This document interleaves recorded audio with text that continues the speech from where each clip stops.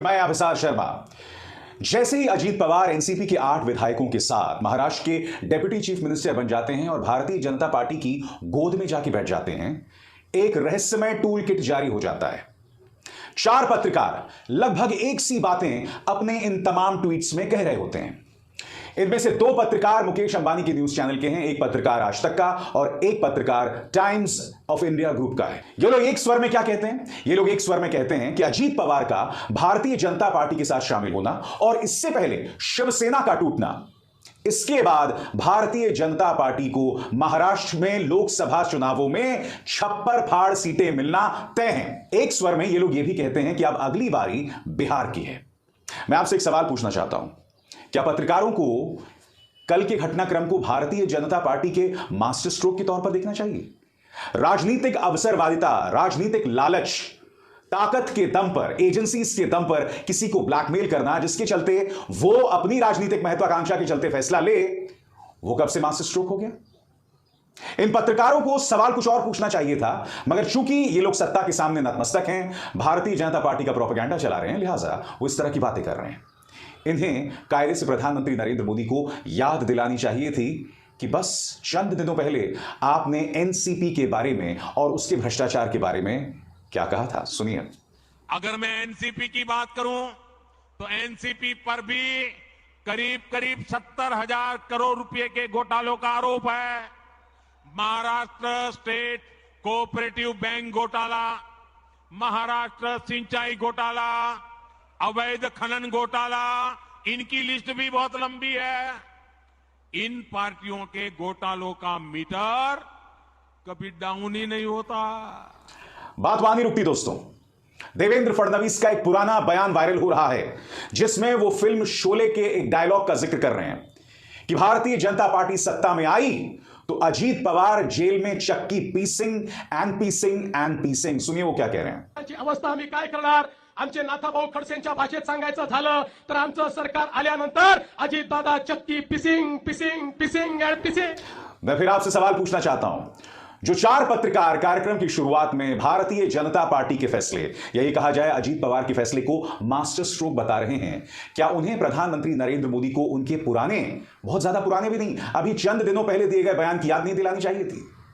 और यही नहीं, प्रधानमंत्री नरेंद्र मोदी ने मध्य प्रदेश में तो यह तक कह दिया था कि वो करप्शन के खिलाफ गारंटी हैं। याद है कि भूल गए? फिर सुनिए। और मेरी गारंटी है, हर घोटालेबाज पर कार्रवाई की गारंटी। अब हाथ कंगन को आरसी किया दोस्तों। 3 चेहरों पर गौर कीजिए, अजीत पवार, छगन भुजबल और हसन मुशर्रफ। ये तीनों लोग एनसीपी के उन विधायकों में शामिल हैं जो लोग भारतीय जनता पार्टी के साथ शामिल हो गए। क्या आप जानते हैं, जैसे कि खबरें बता रही हैं, तीनों के खिलाफ ईडी ने केसेस किए हुए हैं। 1000 करोड़ के घोटाले की जांच, 20 करोड़ के घोटाले की जांच, किसी की संपत्ति को कुर्क कर लिया गया है, किसी के घर में रेड मारी गई है। मैं आपसे सवाल पूछना चाहता हूं, क्या पत्रकारों को यह सवाल नहीं पूछना चाहिए था कि भाई अब ईडी के केसेस का क्या होगा? या ईडी के केसेस से बचने के लिए अजीत पवार जो हैं वो भाजपा के साथ शामिल हो गए? क्या यह सवाल नहीं पूछने चाहिए थे? मीडिया आज की तारीख में दोस्तों किसी अपराधी से कम नहीं है। वो पूरी तरह से भारतीय जनता पार्टी का प्रवक्ता बन गया है। उसकी मैं आपको एक और मिसाल देता हूं और इससे मैं जोड़ना चाहूंगा महाराष्ट्र के घटनाक्रम से भी। याद कीजिए दोस्तों, अभी 2 ही दिन पहले एक खबर आती है, जर्मनी में बैठा एक डॉक्टर जो ट्विटर पर प्रोफेसर एन जॉन कैम के नाम से अपना हैंडल चलाता है, वो एक ट्वीट करता है और इस ट्वीट में वो ये कहता है कि मुख्यमंत्री आदित्यनाथ का बुलडोजर फ्रांस में चलना चाहिए, या कहीं ना कहीं वो मुख्यमंत्री आदित्यनाथ को निमंत्रण देता है कि आप फ्रांस में आइए और दंगों पर नियंत्रण कीजिए। अब ये आदमी कौन है दोस्तों? ये वो मशहूर डॉक्टर जॉन कैम नहीं था दोस्तों। इसका असली नाम है नरेंद्र विक्रमादित्य यादव। इसे तेलंगाना की पुलिस ने गिरफ्तार भी किया था धोखाधड़ी के एक मामले में। यानी कि यह आदमी पूरी तरह से फर्जी है, जैसा कि पुलिस की यह प्रेस विज्ञप्ति यह प्रमाणित करती है, जिसमें साफ तौर पर लिखा गया है कि उन्हें गिरफ्तार किया गया था चेन्नई में। मगर होता क्या है दोस्तों, एबीपी न्यूज एक खबर चलाती है कि मशहूर कार्डियोलॉजिस्ट, मशहूर डॉक्टर ने मुख्यमंत्री आदित्यनाथ का समर्थन किया है, उनके बुलडोजर मॉडल का समर्थन किया है। हकीकत आने के बाद एबीपी न्यूज उसे हटा देता है मगर सिर्फ एबीपी न्यूज ये फर्जीवाड़ा नहीं करता है दोस्तों।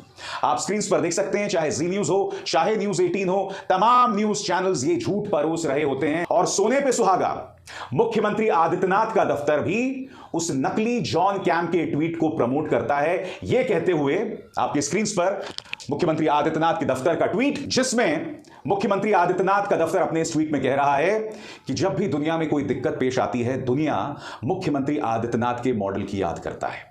यानी कि खुद मुख्यमंत्री आदित्यनाथ का दफ्तर एक ऐसे व्यक्ति का समर्थन कर रहा है जो नंबर 1 फर्जी है, यानी कि उसने डॉक्टर जॉन कैम की झूठी पहचान बना रखी है, जिसके खिलाफ एक पुलिस केस था और वो गिरफ्तार भी हुआ था। मगर बड़ा प्रश्न यहां मीडिया से है दोस्तों। एक फर्जी खबर, कायदे से उसे फैक्ट चेक करना चाहिए था कि वो सही है या गलत, मगर उस खबर का झूठ फैलाया जा रहा था। एक आध न्यूज चैनल ने बेशक उसे हटा दिया हो, मगर वो करने से क्या होगा? झूठ तो तमाम व्हाट्सएप ग्रुप्स तक पहुंच गया ना कि आज दुनिया मुख्यमंत्री आदित्यनाथ के मॉडल की तारीफ कर रही है। फ्रांस के दंगों में दुनिया को याद आ रहा है मुख्यमंत्री आदित्यनाथ का बुलडोजर मॉडल। तो महाराष्ट्र में प्रधानमंत्री नरेंद्र मोदी को उनके 2 दिन पहले की याद मीडिया ने नहीं दिलवाई। मीडिया ने यह भी नहीं कहा कि अजीत पवार, छगन भुजबल, हसन मुशर्रफ के खिलाफ गंभीर भ्रष्टाचार के मामले चल रहे थे। क्या उन मामलों से बचने के लिए वो लोग भाजपा की गोद में जाकर बैठ गए? तो ये तमाम सवालात हैं जो मीडिया को करने चाहिए, मगर मीडिया ने नहीं किया। उसी तरह से मुख्यमंत्री आदित्यनाथ की तारीफ की एक फर्जी जानकारी को मीडिया ने जनता तक भ्रामक ढंग से पहुंचाया, यानी कि आपको एक झूठ परोसा। आज मीडिया की भूमिका किसी अपराधी से कम नहीं है। सत्ता का पिछलग्गू बन के रह गया है मीडिया।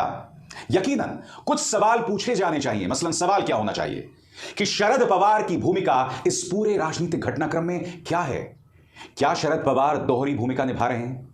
क्या शरद पवार कल को जाकर भारतीय जनता पार्टी के साथ समझौता तो नहीं करेंगे? ये तमाम सवाल उठने चाहिए, यकीनन उठने चाहिए।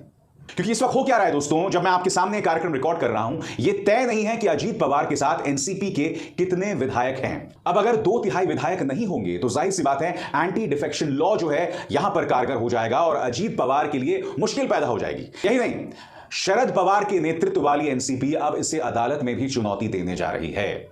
तो ये तमाम पेचीदगियां इस वक्त बनी हुई हैं और यकीनन शरद पवार की भूमिका पर भी सवाल उठने चाहिए।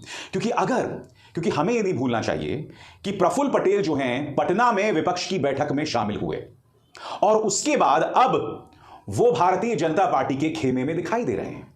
बड़ा प्रश्न ये कि विपक्ष की बैठक में जो हुआ पटना में, क्या वो तमाम जानकारी उन्होंने अमित शाह को दी है, भारतीय जनता पार्टी को दी है? ये तमाम सवाल हैं, ये तमाम रहस्य हैं जिसकी चर्चा होनी चाहिए। मगर हम उस मुद्दे से नजर नहीं फेर सकते कि अजीत पवार, छगन भुजबल और हसन मुशर्रफ के खिलाफ भ्रष्टाचार को लेकर गंभीर आरोप हैं और क्या इन आरोपों से बचने के लिए वो भारतीय जनता पार्टी के साथ शामिल हो गए हैं। सवाल यह भी उठना चाहिए कि क्या इस पूरे घटनाक्रम के पीछे उस अरबपति बिजनेसमैन का भी हाथ है जो प्रधानमंत्री नरेंद्र मोदी के बहुत करीबी माना जाता है, जिसको लेकर कांग्रेस या ये कहा जाए राहुल गांधी अक्सर उग्र मुद्रा में होते हैं। ये सवाल हैं, मीडिया को पूछने चाहिए, मगर इन्हें सिरे से खारिज कर दिया है। दोस्तों, अगर तो शरद पवार डबल गेम नहीं खेल रहे हैं तो यकीनन वोटर्स में एनसीपी के प्रति, शरद पवार के प्रति, सुप्रिया सुले के प्रति जो है सहानुभूति होगी और इसके बाद अजीत पवार का राजनीतिक करियर खत्म हो सकता है। मगर अगर शरद पवार डबल गेम खेल रहे हैं तो यकीनन 2024 के लोकसभा चुनावों के लिए विपक्ष का रास्ता और मुश्किल हो जाने वाला है। क्योंकि गोदी मीडिया पूरी कोशिश कर रही है, और जिसकी मिसाल मैंने आपको कार्यक्रम की शुरुआत में दी थी, गोदी मीडिया ये पूरी कोशिश कर रही है ये बतलाने की कि विपक्ष में एकता नहीं है, विपक्ष की एकता बिखर गई है। देखिए, महाराष्ट्र में ऐसा हुआ, इसके बाद बिहार में ही होगा और इसी तरह से विपक्ष के तमाम नेताओं पर हमला किया जाएगा। वो ये नहीं कहेगा कि भारतीय जनता पार्टी बुरी तरह से बौखला गई है, कर्नाटक की हार के बाद वो बुरी तरह से हिली हुई है और उस हार की वजह से वो ये तमाम हरकतें कर रही है। भ्रष्टाचार के मुद्दे पर प्रधानमंत्री का ना खाऊंगा ना खाने दूंगा नारा पूरी तरह से एक्सपोज हो चुका है, पूरी तरह से खोखला साबित हो रहा है। मीडिया ये सवाल कतई नहीं उठाने वाला। मीडिया का एक ही मकसद हो गया है कि हर कीमत पर प्रधानमंत्री नरेंद्र मोदी और भारतीय जनता पार्टी की सेवा की जाए और उसके अलावा कुछ नहीं। और आज का मेरा ये कार्यक्रम, आज का न्यूज चक्र इसी